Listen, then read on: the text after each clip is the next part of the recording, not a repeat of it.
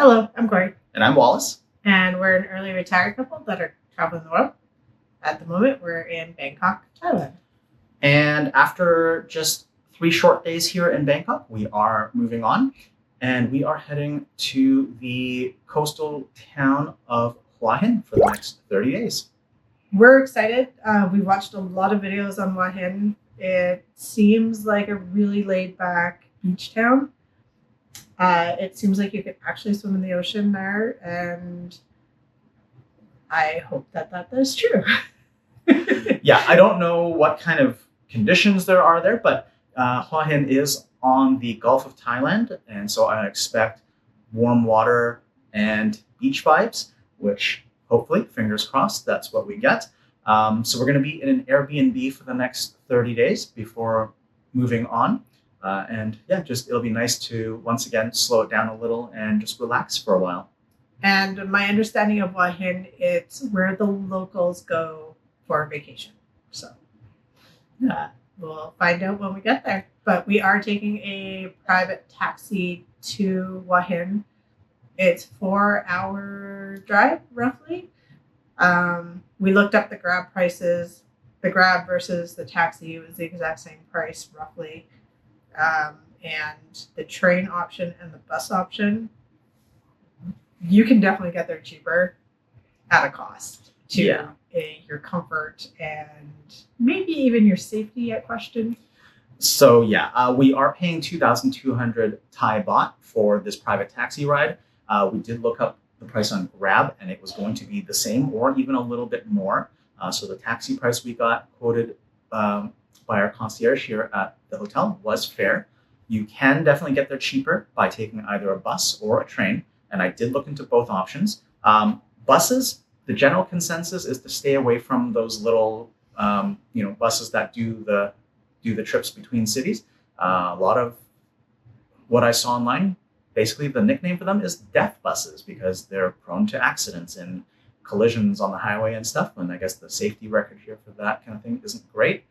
So we chose to avoid that option. And then the cheapest option would be a train. And honestly, a train, it was going to be as cheap as 6 or 8 Canadian dollars each. However, that was for third class and no AC. There was one option for a second class with AC, and that was 38 Canadian dollars each. So about 76 Canadian total. But they all left rather late in the afternoon and would have gotten there very late in the evening, whereas we're paying about 93 Canadian for a 4-hour taxi ride. That's going to get us there, quick and relatively early. So for the relative cost difference, we just chose to go with a car. We're checking out in a few minutes, and then we'll take you guys along for the journey to Hua Hin today. We are in our taxi now, and approximately 3 to 4 hour journey to Hua Hin, depending on traffic. It's a really nice taxi. The air conditioning is great, and it's just really taxi. This is it's a private taxi, and it's a pretty decent looking SUV. So yeah, it's going to be a comfortable ride. Mm-hmm.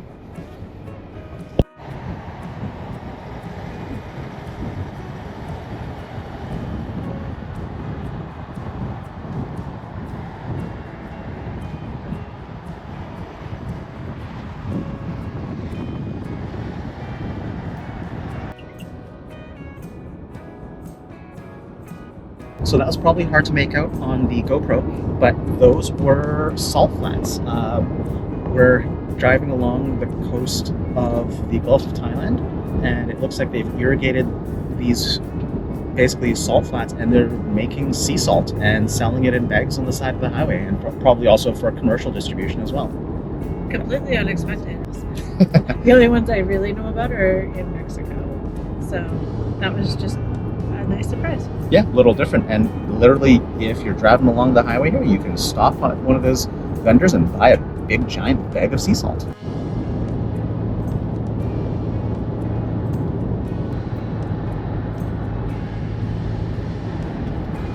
All right, we are now in Hua Hin. We've just checked in, and this is our room.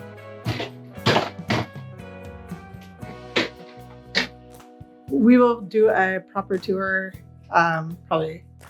probably tomorrow, but that is getting to Hua Hin. It was actually really smooth, really easy. Our driver was amazing. Yeah. The traffic was... We made it in just a hair over 3 hours, so that's pretty dang good. Yeah, the traffic was minimal, and I like the vibes of Hua Hin already.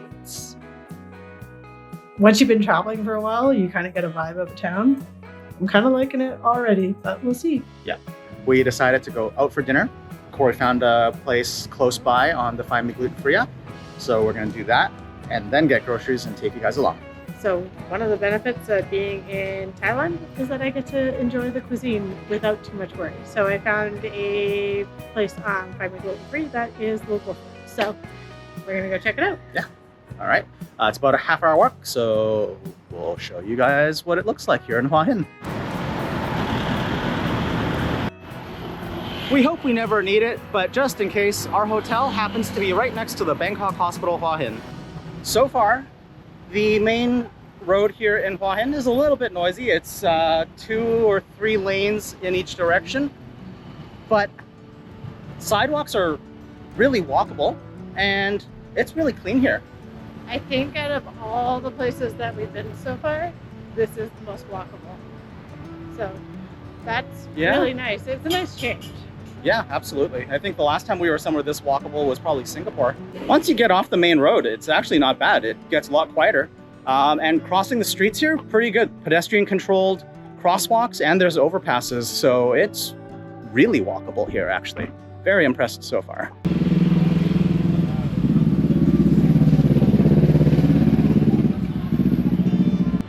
This has been our easiest travel day to date.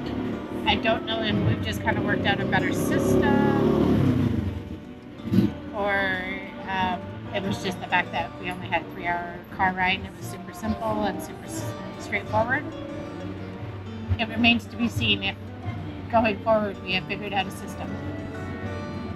Probably not, let's be honest. My appetizers here. And so I pretty much always go with spring rolls and pad thai. My first time at a new Thai restaurant. Actually, it's either pad thai or pad see ew, but they didn't have pad see ew on the menu here. And that's just so anytime we go to a new restaurant, I can compare and see how it stacks up to previous experiences. So here's my spring rolls. Ooh, that's very hot. So I'm probably gonna regret this.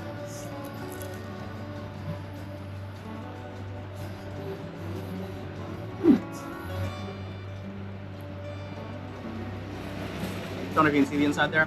It's just vegetables and glass noodles. Crispy, savory, sweet chili sauce for dipping. You really can't go wrong. So I got a chicken green curry. So let's taste. I don't know if you can see, but you can see like the basil and stuff. And it just looks really fresh.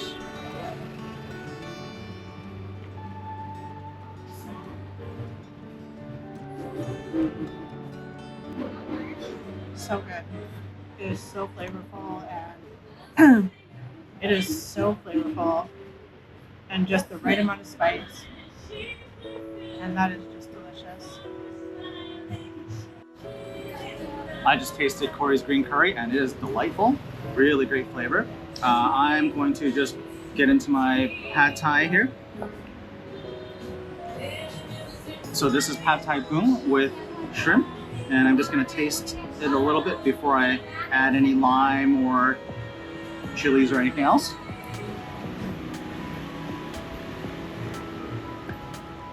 It's really sweet. It needs a little bit of a kick. So I'm going to go ahead and dress it up and yeah, get down to it. It's not bad, but it just needs a little extra something. So when he says to dress it, whenever you order food in Thailand, it always has a side condiment. So usually there's dried chilies, a chili vinegar, fish sauce, spoon that in there, and sugar. And that is done so that everybody can make it to their taste. It's something I really like because then you're not stuck with one flavor. If it's not flavorful, you can make it to what you like. That was really good for me. The curry just had some amazing flavor to it. So I can put it on my recommendation list for sure. Yeah, I'll agree with that. My pad thai was okay. It wasn't the best I've ever had. Definitely wasn't the worst. I'd actually have been a lot happier if I'd gotten it vegetarian. The prawns were fairly plentiful. They had 5 big prawns on there, but they were very overcooked and tough, so that wasn't as pleasant. But the actual pad thai itself was pretty good. So yeah. And for gluten-free, it was fried rice and curries and salads. And there was a decent selection.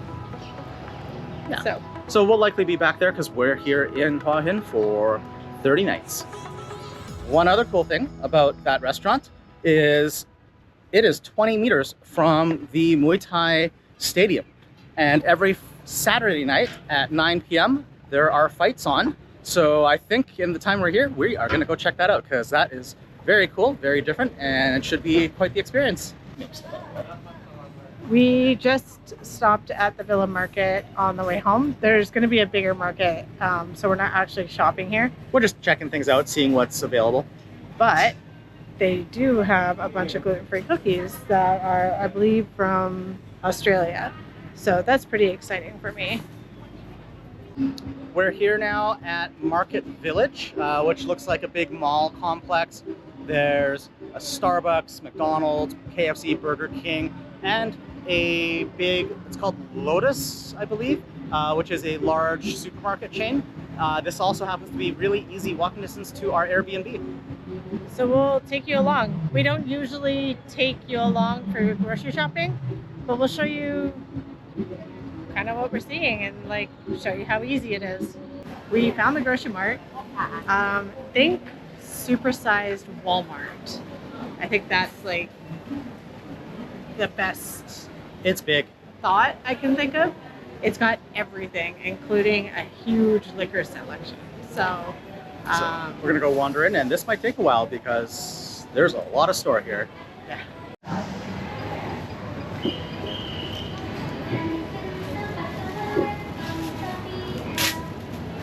These are okay, right? These all have barcodes?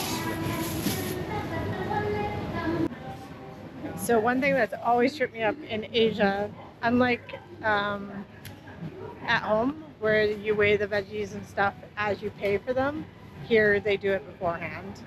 And I've got tripped up by that many a time.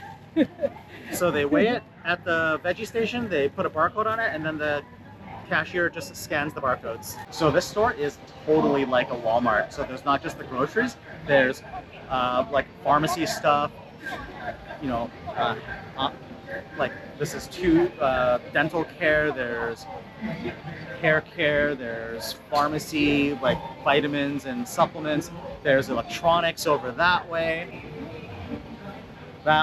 there's apparel behind me, there's all sorts of stuff here. So it's really loud and bright and lots of different announcements going on. Yeah, and pretty much anything we need for the month we're here, we can probably get in this one store. All right, this is now 2 days later. We kind of got sidetracked yesterday doing chores, laundry, and all that stuff, but we'll give you guys a tour of our Airbnb now here in Hua Hin. So you walk in and immediately you're in the kitchen.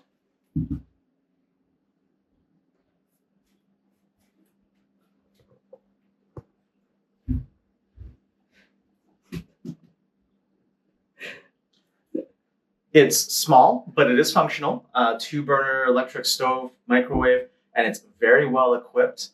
Lots of pots, pans, cutlery, and probably the best knives we've had in an Airbnb so far. Oddly enough, everything is from IKEA. I didn't know there was an IKEA here, but there you have it.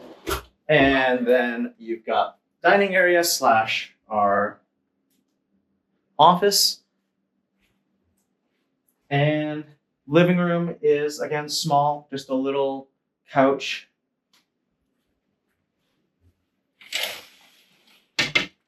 We do have a pool view on our little deck.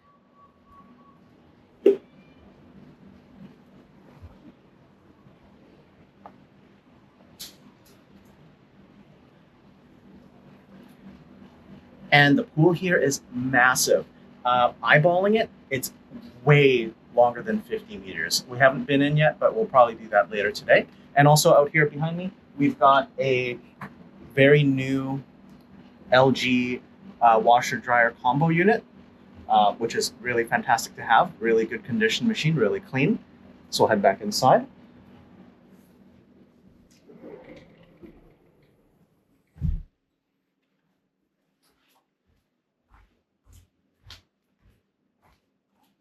And in the bedroom, we've just got what they call a queen bed. It feels a little smaller, but maybe it's not. And then just there's like a little lounger by the window there where I've got all my stuff.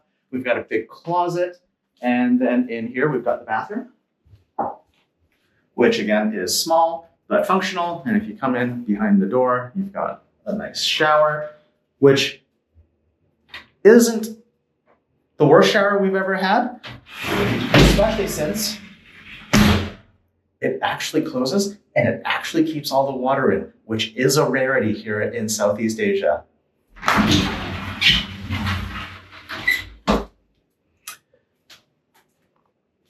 And that's pretty much it. No real complaints besides, as it seems to be typical in Southeast Asia, the sinks in the kitchen and the bathroom don't have hot water. It comes out basically tepid. There is hot water in the shower. And I think that's really the only issue we've had. This has been the cleanest Airbnb that we've encountered yet, which has been really, really nice. Upon check-in, we only got one key and we asked if we could have a second. The answer was no, but we did reach out to the host and she enabled the key, the keyless lock on the door. So we can come and go as we want as separate people and we can get in. So that was an extreme upgrade from a lot of other places. So kudos. This is the front entryway to the building, right off the main street that runs through Hua Hin. So out here it's a little noisy, but you don't hear any of that when you're in the room, which is really nice.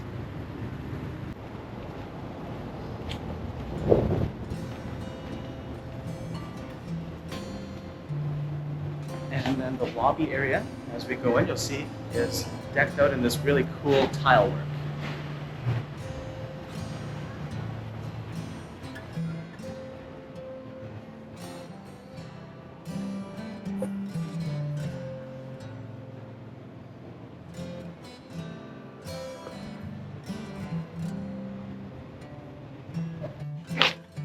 The fun thing is when you come in, the check-in desk is kind of hidden around the corner here, and we missed it the first time when we came in.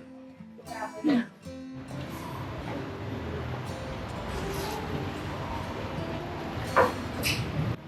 So when you come through the lobby, behind me is the pool, which again is crazy long as you can see. You wander, there's a path that goes all along there to the main part of the pool, because this is not the main part of the pool.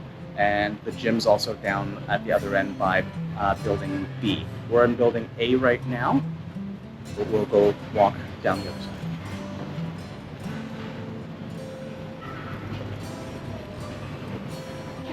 There's lots of like lounge areas and a little kids play area here as well. And this is the main pool behind me, which has lots of seating around the edges and a little splash park area for the kids, as well as a slide.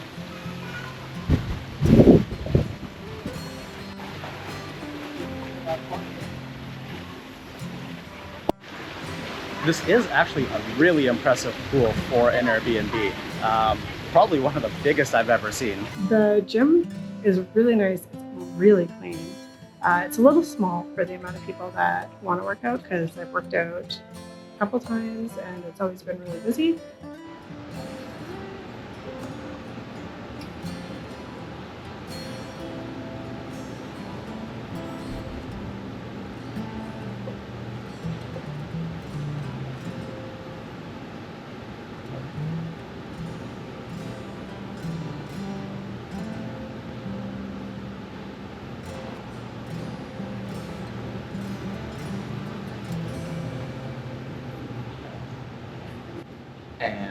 that is pretty much it.